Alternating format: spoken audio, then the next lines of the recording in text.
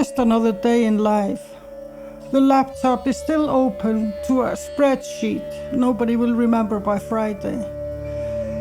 Dinner needs to happen in 40 minutes and hasn't been decided yet.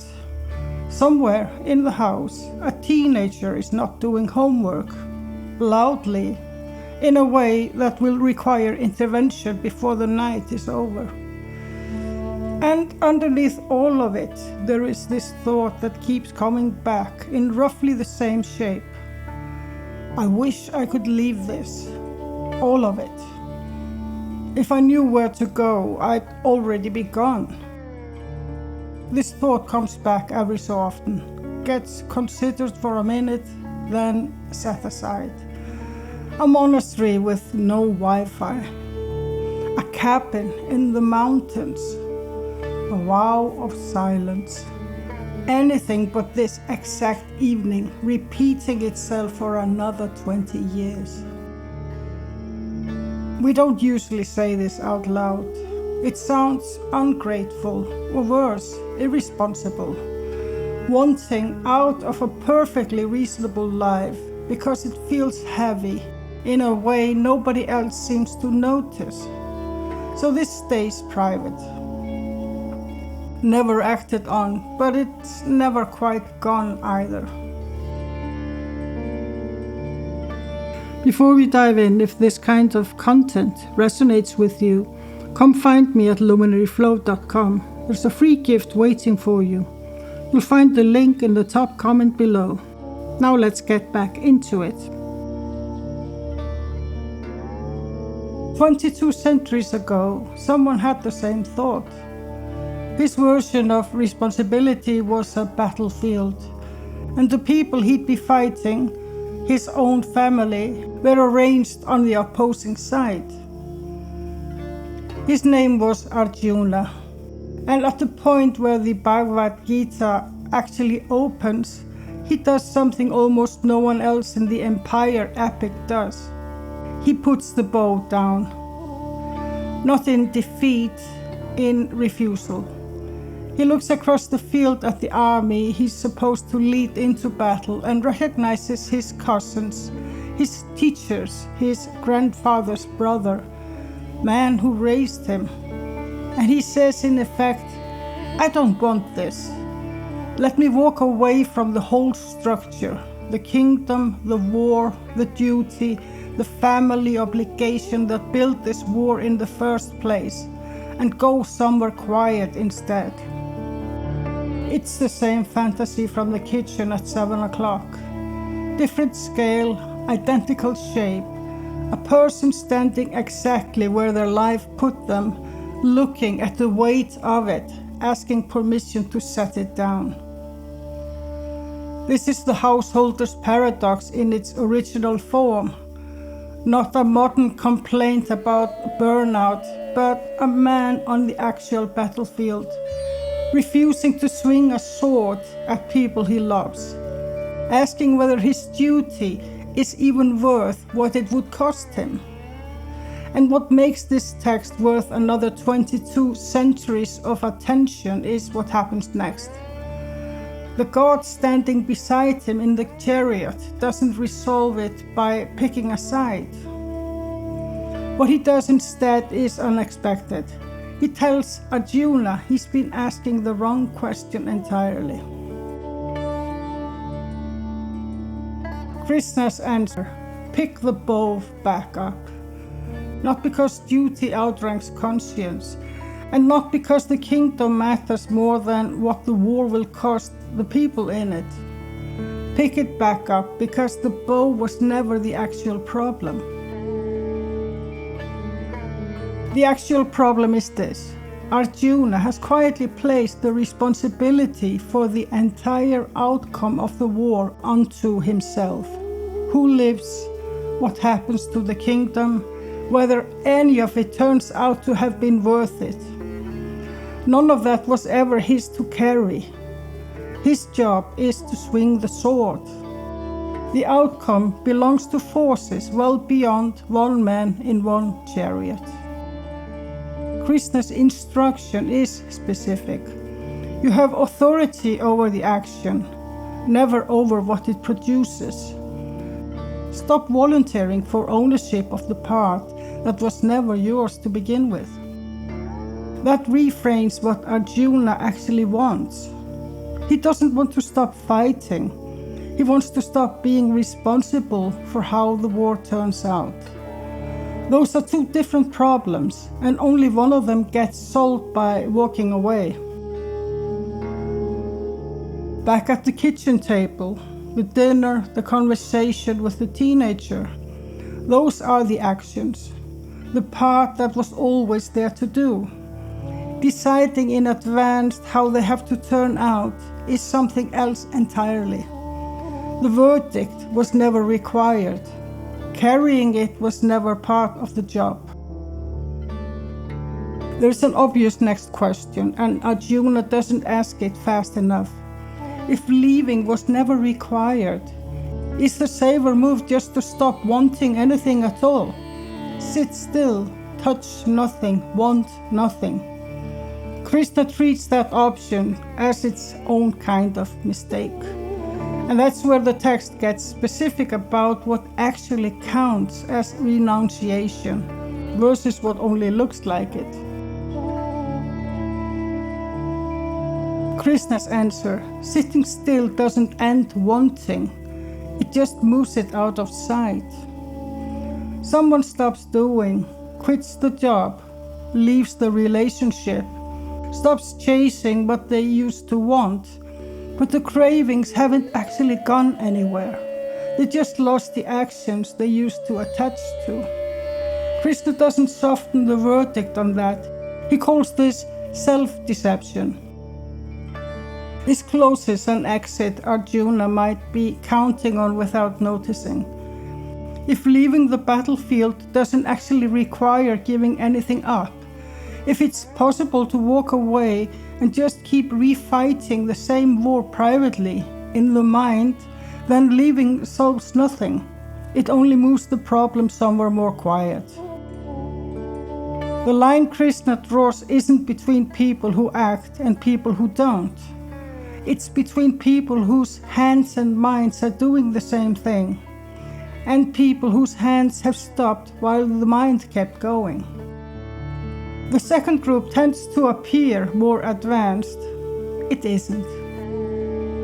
There's a modern version of this same misconception worth naming, since it commonly turns up dressed as wisdom. Krishna doesn't split the world into things worth wanting and things worth avoiding.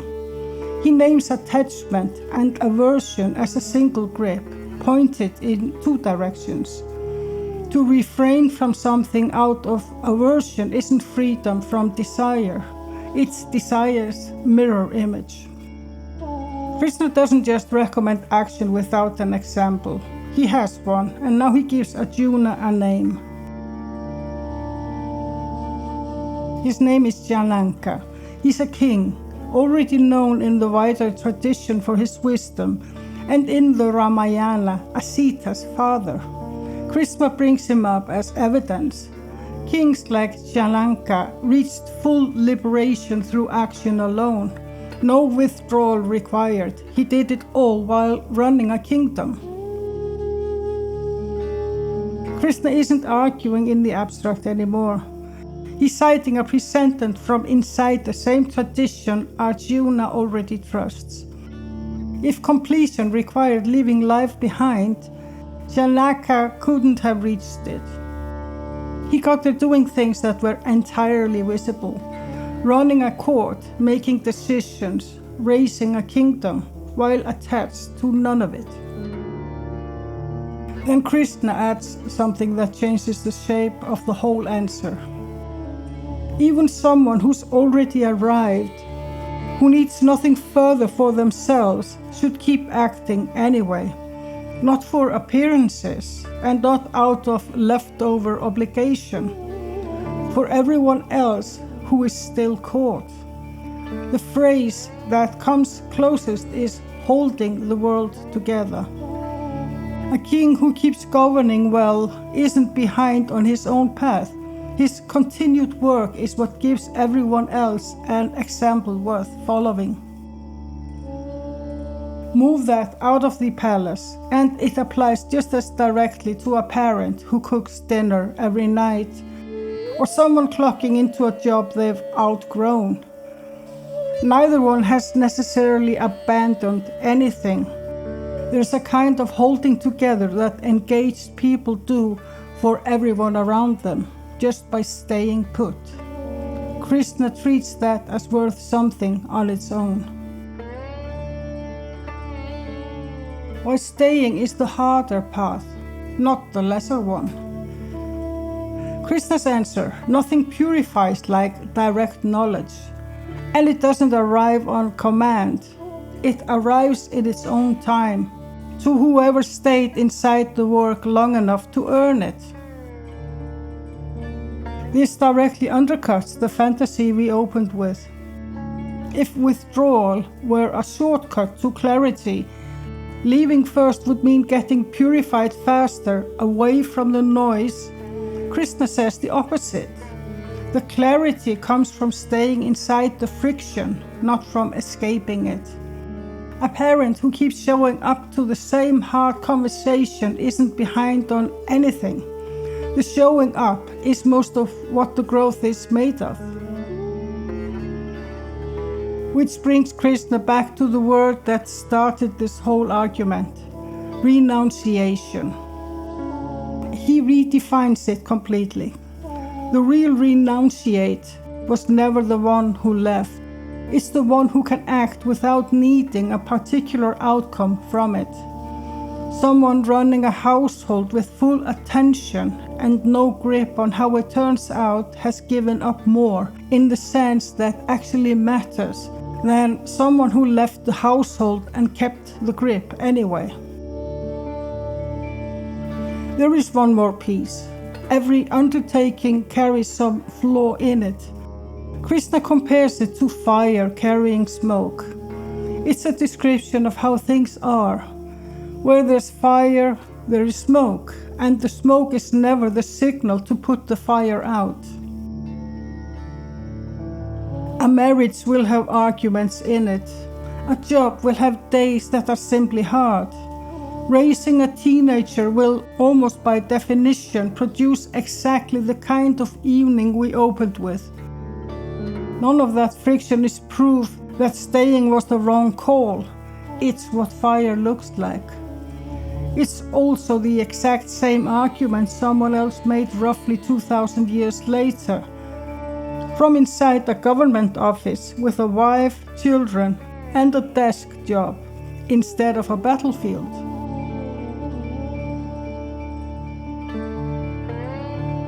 His name was Lahiri Mahasaya.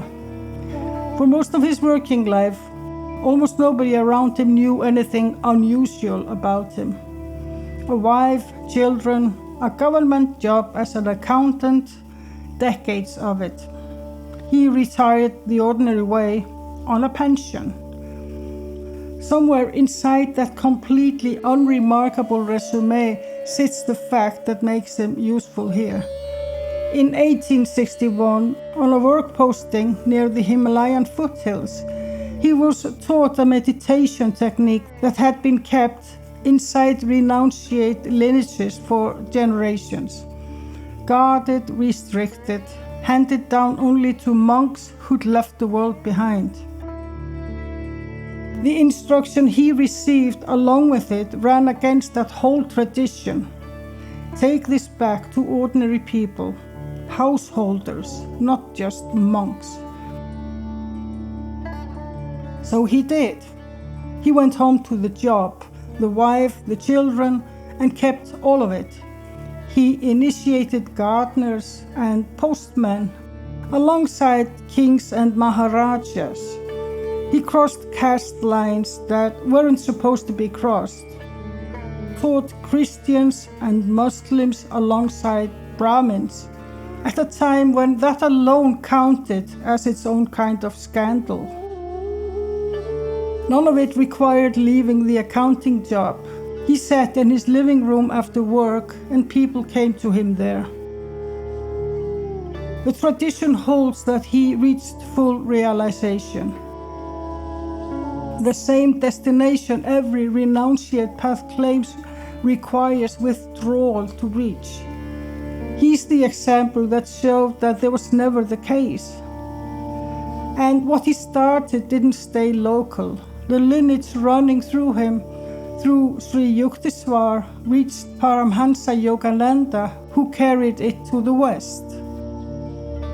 Late in his life, Lahiri Mahasaya didn't just discuss the Gita with the people who visited him.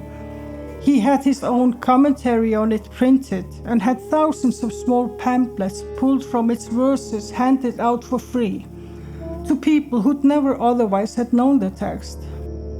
The man offered as proof that Krishna's answer actually works spent his retirement making sure that answer reached more ordinary people than the temples ever would have. Go back to that evening. Laptop still open, dinner still not decided. The teenager still not doing homework, loudly in the next room. None of that has changed, and it isn't supposed to. What's changed is the question underneath it. It was never about whether to leave or stay stuck. Arjuna stood on a battlefield holding the wrong question, and Krishna didn't resolve it by picking a side. He pointed out that the weight Arjuna wanted to set down, the outcome, the verdict on how it would all turn out, was never his to carry in the first place. 2,000 years later, a government accountant in Varanasi lived out the same answer without ever announcing it. Kept the job, kept the family, reached the same place every renunciate path claims you can only reach by leaving everything behind. None of that makes the dinner easier to decide on, or the conversation with the teenager less hard. The friction is never evidence that something's wrong. It's what fire looks like while it's burning. Every flame carries some smoke, and the smoke is never the reason to put it out. If you're still thinking about the cabin, the mountain, the clean version of life, that is quite all right. But when you think about it, you know it's not the answer. At the end of the day, the bow is back in Arjuna's hands and the battle is on. But this time, you're not thinking about the outcome. If this resonated with you, come find me at luminaryflow.com. There's a free gift waiting for you there, and you'll also receive my newsletter with thoughts and inspiration behind each video. You'll find the link in the top comment below.